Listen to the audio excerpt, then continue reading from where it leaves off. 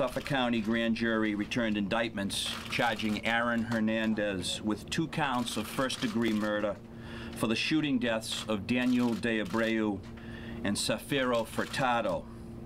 Mr. De Abreu and Mr. Furtado were ambushed and executed as they drove home along Shawmut Avenue in Boston's South End in the early morning hours of July 16, 2012.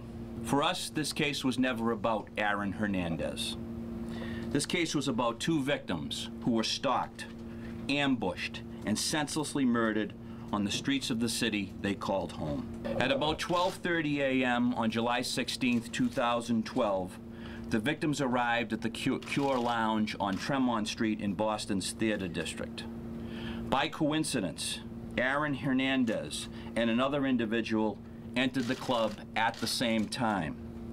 Our investigation has not uncovered any evidence that these several individuals were known to each other, but their chance encounter inside the club triggered a series of events that culminated in these murders.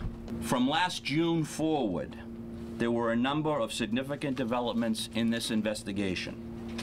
Those developments include the recovery of the car Hernandez used during the murders, and which he later hid in a relative's garage in Bristol, Connecticut, and the recovery of the murder weapon from an individual with ties to Hernandez.